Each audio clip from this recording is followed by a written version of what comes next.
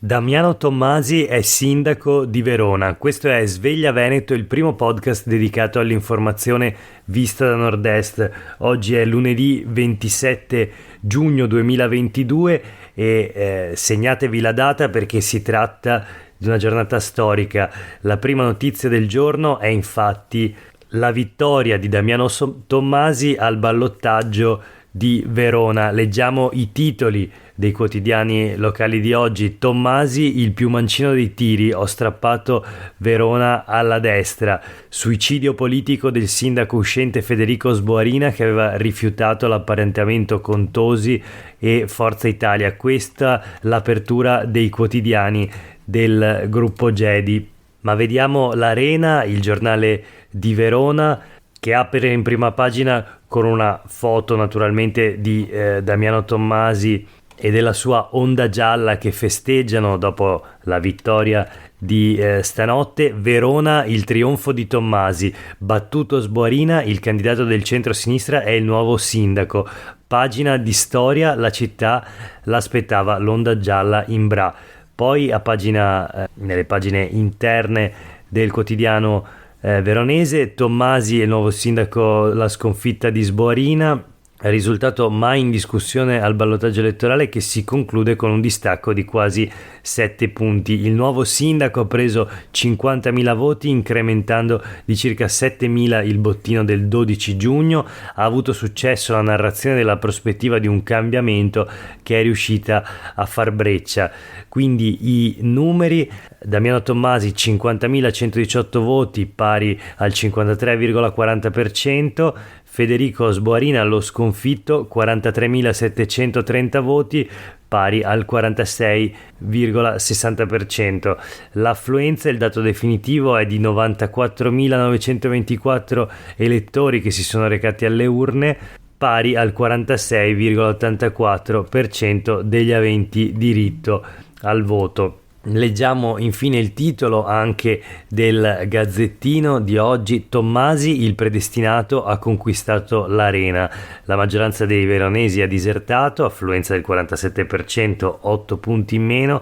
Il candidato del centro-sinistra oltre il 53%, centrodestra KO, Sboarina paga le divisioni. Ci sono appunto anche qua due foto: da un lato Damiano Tommasi con il suo popolo giallo nel quartier generale appunto dell'ex calciatore che esulta, e dall'altra parte una foto di Federico Sboarina, sindaco uscente sostenuto da Fratelli d'Italia e Lega, ritratto ieri mentre votava per il secondo turno. C'è naturalmente già aria di resa dei conti tra Lega, Fratelli d'Italia e Forza Italia dopo la scelta perdente del mancato apparentamento con Flavio Tosi, il terzo candidato sindaco che al primo turno aveva raccolto oltre il 20% dei consensi. Aveva proposto l'apparentamento a Federico Sboarina, che però aveva rifiutato. In ogni caso i veronesi hanno deciso: Damiano Tommasi è il nuovo sindaco di Verona, ex calciatore. Leggiamo il suo ritratto sui quotidiani del gruppo Gedi: 6 figli, 48 anni, ex centrocampista del Verona prima, della Roma e della Nazionale poi. Tommasi nasce a Negrar, comune della Valpolicella di poco più di 15.000 abitanti, il 17 maggio del 1974. Con il Verona per 2 stagioni, tra il 93 e il 96, riesce a portare la sua squadra dalla Serie B alla Serie A, per poi passare alla Roma, dove Fabio Capello lo definì un giocatore atipico perché si muoveva in una zona del campo indefinita. Nella Roma gioca per 10 anni fino al 2006, portando a casa uno scudetto e una Supercoppa. Con 25 presenze e un gol con la nazionale italiana ha partecipato al campionato del mondo 2002. Il gol più bello della sua carriera naturalmente l'ha segnato ieri sera al ballottaggio contro la destra, strappando la città al sindaco uscente Federico Sboarina. Non solo Verona, comunque tra i comuni al ballottaggio in Veneto, ma anche Jesolo e Feltre. E allora leggiamo rapidamente un paio di titoli. Partiamo dal ballottaggio a Feltre, dove la storia è stata ben diversa. Fusaro sindaco, Feltri al centrodestra, l'ex preside ricalca le orme del padre. Dirigente in pensione da 4 anni, ha battuto Adis Zatta, candidato del centro-sinistra, con oltre il 52% dei voti, affluenza in ulteriore calo di 2 punti. Quindi a Feltre vince il centrodestra, in questo caso centrodestra unito, anche se di poco naturalmente. Adis Zatta del centrosinistra si ferma al 47,59%. A Jesolo invece un'altra sfida completamente diversa. Il ballottaggio vedeva il candidato di Fratelli d'Italia, Christopher De Zotti, scontrarsi con il candidato sostenuto invece dalla Lega e da Forza Italia, Renato Martin. Ebbene, leggiamo il titolo: Jesolo incorona Christopher De Zotti, grazie elettori, la giunta in 7 giorni.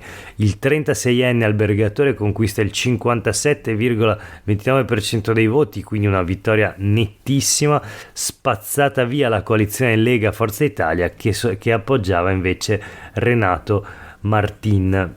Quindi Jesolo, che si inserisce a pieno titolo nella lunga lista di comuni dove la Lega in Veneto perde le elezioni, quindi esce dalle amministrazioni comunali. In questo caso vince Fratelli d'Italia, quindi una sfida tutta interna al centrodestra che come a Verona ad esempio si è spaccato. 3 storie diverse da questi ballottaggi. Naturalmente il risultato più importante, se non altro per dimensione demografica, è quello di Verona, capoluogo più popoloso del Veneto peraltro, ma importanti indicazioni arrivano senz'altro anche da le sfide e i ballottaggi di Feltre e Jesolo. Vedremo come proseguiranno le liti all'interno del centrodestra che da oltre 30 anni governa la nostra regione, ma vedremo soprattutto come questi nuovi sindaci, questi nuovi volti amministreranno le città del Veneto. Per oggi è davvero tutto, grazie per aver ascoltato questa puntata di Sveglia Veneto. A tutte e tutti voi una buona giornata, noi torniamo a sentirci domani mattina.